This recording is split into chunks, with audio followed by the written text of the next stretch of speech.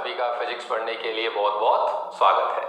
आज स्टार्ट कर ले। तो पिछली क्लास के अंदर हम लोगों ने electric dipole in uniform electric field ये टॉपिक कवर कर लिया था। आज हम लोग कवर करेंगे बेटे electric dipole in non uniform electric field.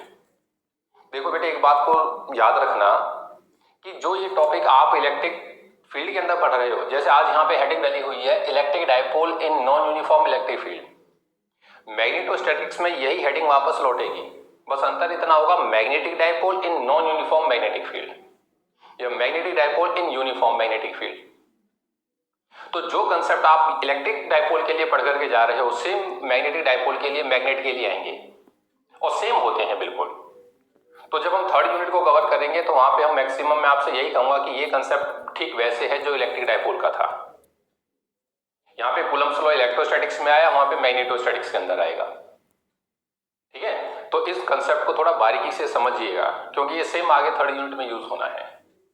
ठीक, तो पिछली क्लास के अंदर हम लोगों ने यूनिफॉर्म इलेक्ट्रिक फील्ड कवर कर लिया था, dipole in uniform magnetic field electric field.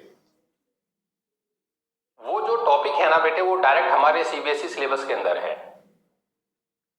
बात समझ में आती है नहीं? वो डायरेक्ट सीबीएसई सिलेबस में है। ये जो टॉपिक आज कवर हो रहा है ये डायरेक्ट सीबीएसई सिलेबस में नहीं है, मतलब CBSE exam point of view से ये आपको याद नहीं करना है। हाँ, सब कंपटीशन पॉइंट ऑफ व्यू से ये जन्नत है। तो बच्चा बोला जब सीबीएसई में नहीं है तो आप क्यों करा रहे हैं हमको? तो एक्चुअल में क्या है कि एनसीईआरटी में एक न्यूमेरिकल है 1.27, वो न्यूमेरिकल इस कंसेप्ट का यूज करता है बेटे। ठीक है, तो एक तो तरीका है मैं आपको डायरेक्ट फॉर्मूला बता दूं उस न्यूमेरिकल के लिए, मैं आपको एक्सप्लेन ही कर देता हूं सारे। ठीक है, तो आ जाओ।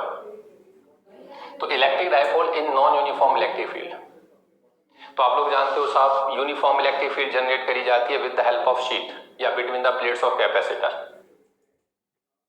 और नॉन यूनिफॉर्म फील्ड इसके अलावा जो कुछ भी फील्ड बची वो सब नॉन यूनिफॉर्म है।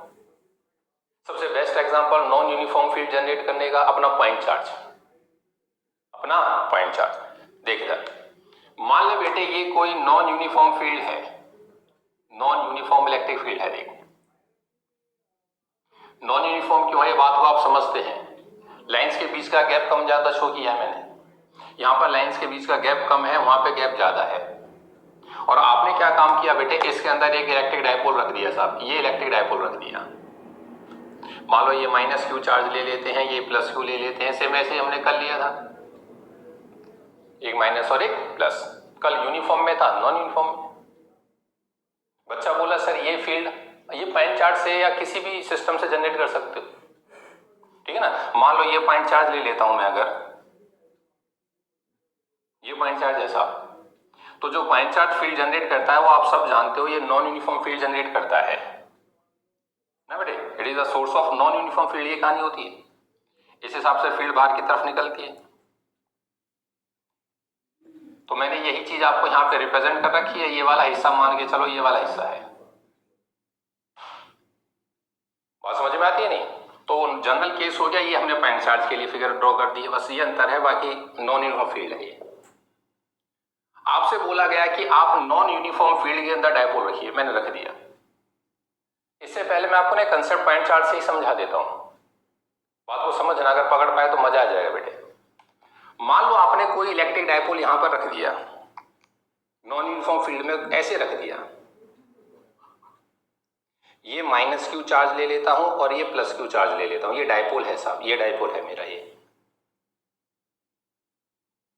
बच्चा बोला सर आपने इसमें और इसमें थोड़ा फिगर में अंतर बना करा है क्या, कि यहां पर तो डायपोल किसी एंगल पर है ऐसा लगता है फील्ड में, और यहां पर जो डायपोल आपने रखा है, मतलब जो डायपोल मोमेंट है जिस इंस्टेंट पे रखा हुआ है वो फील्ड के अलोंग रखा है। हाँ साहब, वो इस इंस्टेंट पे फील्ड के अलोंग है। ठीक है, मुझे एक जनरल कंसेप्ट ड्राइव करना है इसलिए फिलहाल ऐसे लिया है। मान लो बेटे डायपोल की जो दूरी है यहां से लेकर के यहां तक, ये डिस्टेंस जो है इसके बीच का वो dr है, स्मॉल डिस्टेंस। आज तक हम 2a से दिखाते लाए, कंसेप्ट ड्राइव कर रहे हैं तो dr दिखा दिया। बच्चा बोला इतना स्मॉल डिस्टेंस क्यों लिया? हाँ, क्योंकि आइडियल डायपोल है ये। आइडियल डायपोल आप समझते हो ना, जिसका जो dr है, डायपोल लेंथ है, वो इनफाइनाइटली स्मॉल हो, नेग्लिजिबल हो, और जो चार्ज है उसका मैग्नीट्यूड लार्ज हो, क्योंकि ये मॉलिक्यूल्स में ही एग्जिस्ट करते हैं तो dr नेग्लिजिबल है। बोल बात समझ में आती है? ठीक है साहब। सर मैंने नॉन यूनिफॉर्म फील्ड के अंदर डायपोल रखा है, कॉमन सेंस है, फोर्स तो लगेगी, लेकिन इस वाले चार्ज के ऊपर ज्यादा फोर्स लगेगी, इसके ऊपर कम लगेगी। क्यों?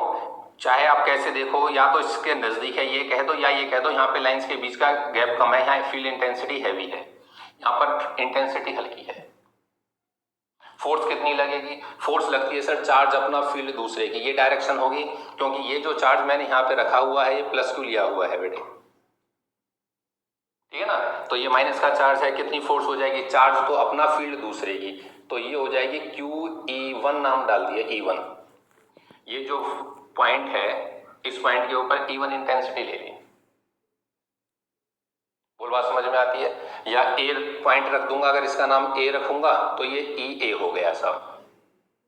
अगर इस पॉइंट का नाम B है तो यहाँ पे फोर्स बॉल कितनी लगेगी? चार्ज अपना फील्ड दूसरे की, ये डायरेक्शन होगी सर। तो चार्ज अपना Q है और फील्ड उस पॉइंट की मैंने EB ले ली, तो चार्ज अपना फील्ड दूसरे की, चार्ज अपना फील्ड दूसरे की। बड़े बच्चों सोच के बताना बेटे, क्या इंटेंसिटी ए पॉइंट पर हैवी है? हाँ, तो इसका मतलब जो फोर्स ए के ऊपर लग रही है वो ज्यादा है बी के ऊपर जो फोर्स लगती है उससे। क्या इस सिचुएशन के अंदर इस डायपोल के ऊपर नेट फोर्स एग्जिस्ट करेगी? हाँ सर बिल्कुल करेगी। और किस साइड में होगी? वो सर इस तरफ होगी। तो बोलियो एफ नेट की वैल्यू क्या हो गई? सर एफ नेट की वैल्यू मेरे पास हो गई F A minus F B, F A minus F B. F A की वैल्यू चार्ज अपना फील्ड दूसरे की, तो that is q into E A minus q into E B. Q यहां से कॉमन करता हूं तो बेटे तेरे पास आ गया E A minus of E B, E A minus of E B.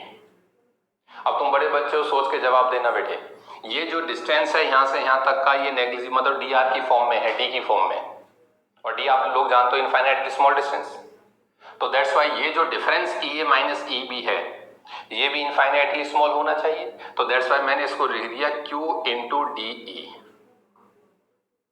Q into D ई। बोल बात समझ आती है? अब ध्यान से देखना बेटे, मैं इसको थोड़ा सा मैनिपुलेट करता हूं इस रिलेशन को। कैसे? कि इस रिलेशन में डी आर से ऊपर मल्टीप्लाई कर और डी आर से नीचे कर दे, मतलब मल्टीप्लाई और डिवाइड कर दिया डी आर से। बच्चा बोला सर आपको कैसे पता चला कि डी आर का यूज करना है यहाँ पे? क्योंकि मैं जानता हूं मैं डायपोल को डील कर रहा हूं, और डायपोल को हमेशा पी की फॉर्म में छोड़ा जाता है इसके रिजल्ट को, क्योंकि डायपोल मोमेंट ही मायने रखता है, क्यू से लेना देना नहीं है। बोल सही है नहीं? तो यहाँ पे तो क्यू आ रहा था। अब ध्यान से देख, आइदर चार्ज बीच की दूरी D R distance dipole length, तो क्या ये पी बन गया? हाँ साहब, तो इसको बना दिया बेटे फॉर्मूले को पी इंटू में D E by D R, आ गया पी की फॉर्म में। ये रिलेशन है बेटे एक्चुअल में एफ का। This is the force experienced by the dipole in the field. बच्चा बोला कल की फील्ड तो यूनिफॉर्म थी। हाँ, कल फील्ड का जो डिफरेंस, कल जो फील्ड थी ना बेटे कांस्टेंट थी, यूनिफॉर्म थी, और कांस्टेंट का डिफरेंशिएशन आप लोग जानते हो with respect to distance zero होगा। तो d E by D r कल वाली क्लास के अंदर जीरो था, दैट्स वाई वहां पे देख एफ नेट की वैल्यू जीरो आई है, वहां पर एफ नेट की वैल्यू क्या आई है? Zero. This is the F net exist on the dipole. आज जो ई है वो वेरिएबल है, चेंज हो रही है, दैट्स वाई फॉर्मूला है P into D by D R. P क्या है? डायपोल मोमेंट, और D E by D R क्या है? Rate of change of field along the axis of dipole. ध्यान से देख, मैंने ऐसे रखा हुआ है ये ऐसे, और फील्ड भी उसी के अलोंग यूज कर रखी है, मतलब ई ए और ई बी पॉइंट देख उसी के डायपोल मोमेंट के अलोंग है। डायपोल मोमेंट हमारा ये हो गया पी, ये मम्मी दी। तो ये ध्यान रखना बेटे, D E by D R क्या है? Rate of change of field along the axis of dipole, ठीक है ना? Rate of change of field along the axis of dipole. ये लाइन इंपॉर्टेंट है बेटे, ध्यान रखना। एक क्योंकि इस ऊपर वाली फिगर में देख अलोंग द एक्सिस नहीं है, तो दैट्स व्हाई वहां पे रिजॉल्व होगा कंसेप्ट, रिजोल्यूशन का यूज होगा वहां, along the axis of dipole, ठीक है ना बेटे? Along the axis of dipole. And एक बात और, and at the location of dipole, at the, जहां पे डायपोल है वहां पे देखा जाता है, ठीक है ना, and at the location of dipole, location of D by D R, इसको हम लोग ग्रेडियंट भी बोलते हैं, आप सब जानते हो, वैसे आगे भी एक्सप्लेन करूंगा। तो this is the gradient of the field also, ठीक है बेटे। तो एफ नेट की वैल्यू हो गई P D by D R, clear है, ये फॉर्मूला है बेटे। अब इस फॉर्मूले के ऊपर एनसीईआरटी के अंदर न्यूमेरिकल गिवन है, इस फॉर्मूले के ऊपर एनसीईआरटी में न्यूमेरिकल है, ठीक है। तो P into D by D R, पहले न्यूमेरिकल करा देता हूं, फिर इसके कुछ कंसेप्ट और बताऊंगा। एक न्यूमेरिकल देख पहले इस पे, ये एनसीईआरटी 1.27 है। क्वेश्चन सुन क्या है, in a certain region of space electric field is along the Z direction throughout. किसी स्पेस के अंदर इलेक्ट्रिक फील्ड जेड डायरेक्शन के अलोंग थी, ठीक है साहब। The magnitude of electric field is however not constant but increases uniformly along the positive Z direction. जो magnitude है इलेक्ट्रिक फील्ड का वो कांस्टेंट नहीं है, जेड की तरफ इंक्रीज होता है, ठीक है साहब।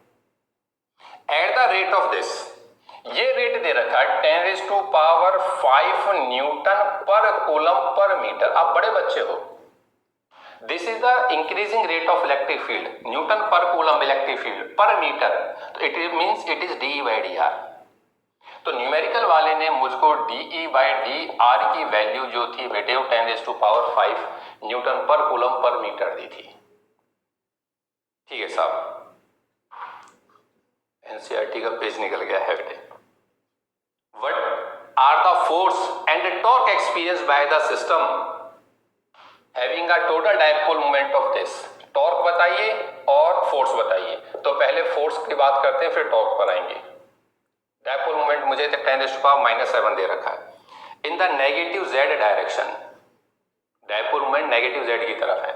तो पहले फोर्स की वैल्यू देख, तो ए फर्स्ट पार्ट का आंसर एफ नेट बोल कितना हो जाएगा साहब, P into D E by D R. क्या D E by D R NCERT ने डायरेक्ट दिया था? हाँ साहब, 10⁻⁻7 इंटू 10⁵ 10⁻⁻2 न्यूटन, ये आंसर था। बात समझ में आई है? इस फॉर्मूले की वजह से मुझे एक सारा कंसेप्ट आपको समझाना पड़ा। इसमें टॉर्क और पूछा हुआ है, तो टॉर्क मैं आपको अभी एक्सप्लेन कर देता। टाउ होगा पी ई साइन थीटा, ये जेड की तरफ है, क्लियर है, और जो पी है वो माइनस जेड की तरफ है, तो दैट्स वाई 180 का एंगल आ गया। तो ये इक्वल्स टू हो गया बेटे पी ई साइन ऑफ 180, और साइन ऑफ 180 की वैल्यू हो गई 0। तो टॉर्क की वैल्यू 0, टॉर्क की वैल्यू 0, ठीक है बेटे। तो आप ना पहले ये टॉपिक लिखिए, फिर मैं इस पे और कंसेप्ट एक्सप्लेन कर देता हूं आपको। लैंग्वेज आप एक चाहो तो एक लिख लेना, consider a dipole in non uniform electric field as shown in figure, बस, ठीक है बेटे। और ये वाली फिगर और ये बनाइए। अभी ये मत बनाना, इस पे कंसेप्ट अब लिखवाऊंगा। फिर ये न्यूमेरिकल एनसीईआरटी 1.27, इसकी इनको रोक नोट कर। अब इस पे बेटे कंसेप्ट पे आ जा, उसके नीचे लिख दे सम कंसेप्ट्स, उसी में सम कंसेप्ट नीचे लिख। कंसेप्ट क्या है देख, ये जो कंसेप्ट यहां पर जो पीछे पड़े हैं कल, दोनों को कंपेयर करना आपस में। इधर सुनना, ये सिचुएशन के अंदर तू इसमें ध्यान से देख बेटे, क्या इस बॉडी के ऊपर एफ नेट एग्जिस्ट कर रही है इस वाली सिचुएशन में? इसमें तो कर रही है, साफ दिखाई दिया है। क्या यहां पे करती है? हाँ सर बिल्कुल करेगी। अगर आप इस इंस्टेंट के ऊपर ये फील्ड इस साइड दे रखी है, तो लेट कर मैं एफ नेट इधर ही दिखा देता हूं आपको, क्योंकि टेंजेंट चलता है, तो लेट ये दिखा दिया। This is the F A, charge अपना फील्ड दूसरे की, तो वो हो जाएगा चार्ज ई ए, और यहां पर जो एफ बी एग्जिस्ट करेगा वो ये हो जाएगा एफ बी, चार्ज अपना फील्ड दूसरे की। तो ध्यान से देख, दोनों फील्ड, पहली बात तो ये कपल फॉर्म नहीं कर रही हैं, तो दोनों फोर्स कपल नहीं बनाती, बोल सही है। इसमें साफ पता है कि ये वाली फोर्स हैवी होगी। जब ये हैवी होगी तो बड़े बच्चों सोच समझ के जवाब देना। आज ये कोई चीज ऐसे है बेटे, इधर खींचने वाला बच्चा ज्यादा फोर्स से खींच लेता है, वो इधर खींचता है, तो ये कॉमन सेंस कहती है जो ज्यादा फोर्स से खींचता है उसकी वजह से डायपोल ऐसे इसकी तरफ ज्यादा भागेगा, इस साइड ट्रांसलेटरी मोशन आएगा। और पिछली यूनिफॉर्म फील्ड वाले को याद कर, उसमें ट्रांसलेटरी मोशन नहीं था, क्योंकि यहां एफ नेट आ रही है। तो बच्चा बोला कंसेप्ट क्या है, क्या समझाना चाहते हो, बात को बारीकी से पकड़ना। आप चाहो तो इसको लिख दीजिए, कॉपी में लिखिए कि when a dipole is placed, when a dipole is placed in uniform electric field, in uniform electric field, net force on it is always zero, net force on it is always zero, but torque may exist or not। भाई stable और unstable equilibrium में तो torque zero आया था, बाकी तो किसी angle पे रखूंगा तो पी ई साइन थीटा आएगा, और एफ नेट हमेशा जीरो थी।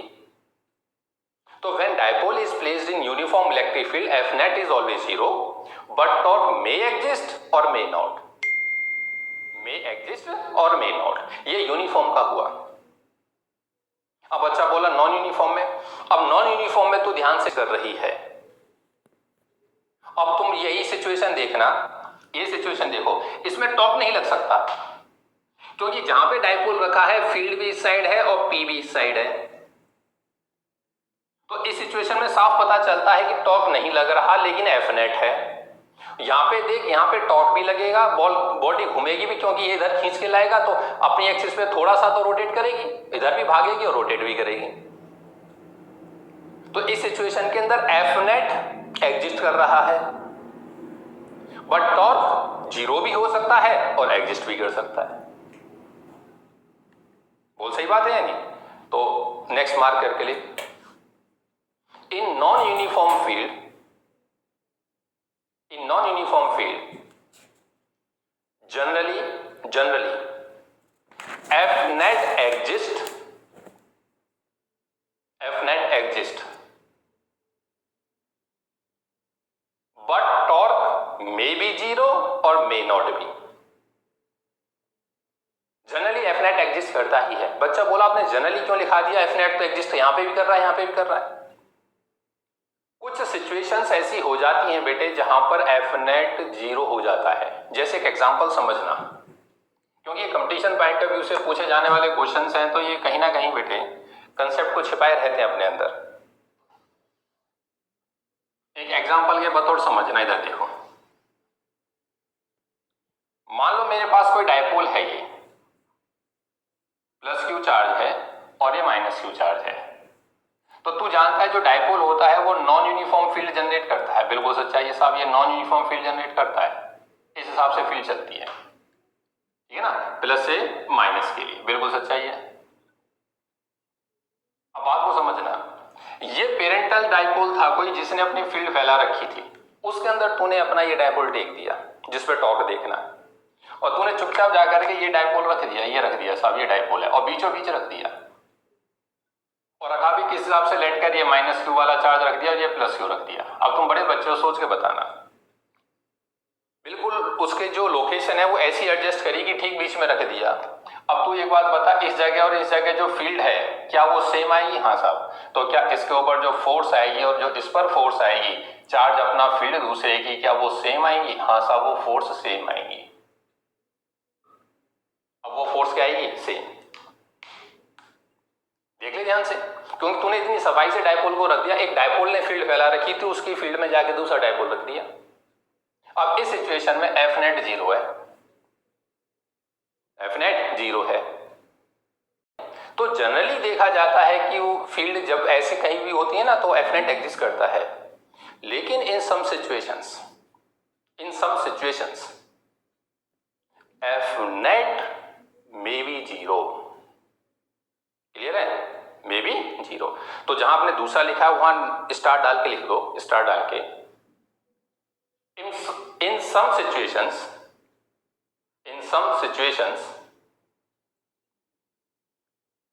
the net force on dipole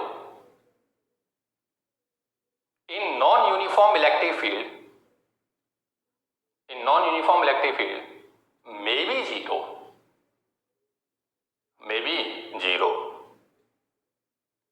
ठीक है सिचुएशन ऐसी एडजस्ट करके दे दी जाती है कि जहां पे नॉन यूनिफॉर्म में भी एफ नेट 0 आ सकता है, ठीक है, लेकिन जनरली एग्जिस्ट करता है।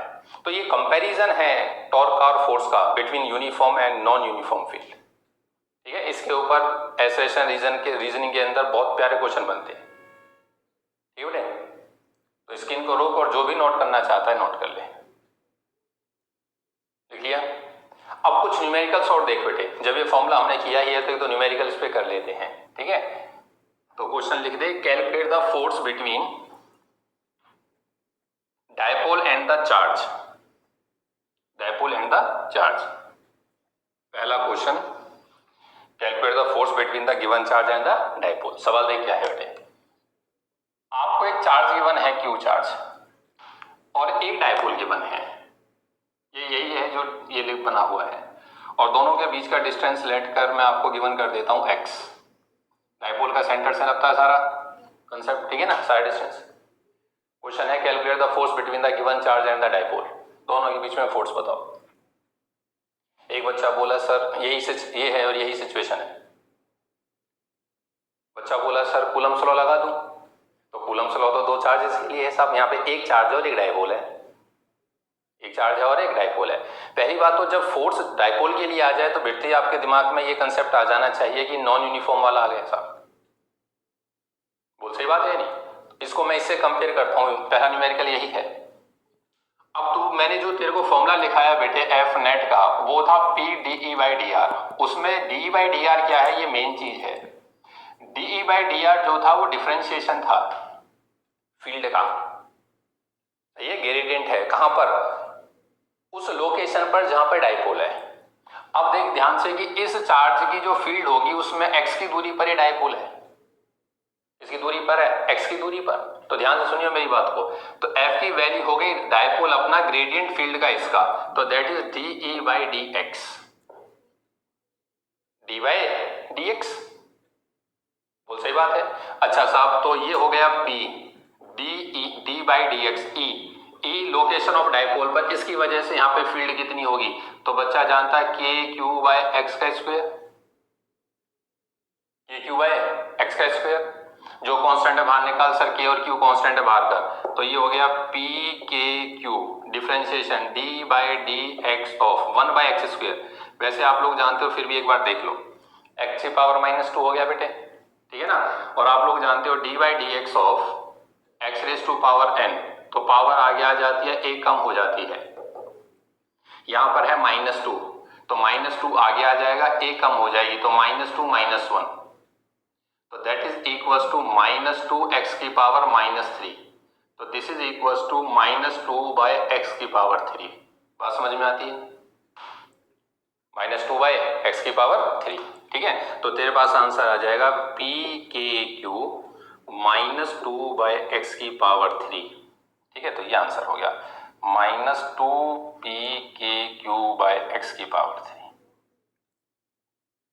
और हाँ तो बोल, ये आंसर है। देखो इस क्वेश्चन को सॉल्व करने का एक अंदाज और है, अगर आप बात को पकड़ पाओगे तो मजा आ जाएगा। क्या अंदाज है सुनियो,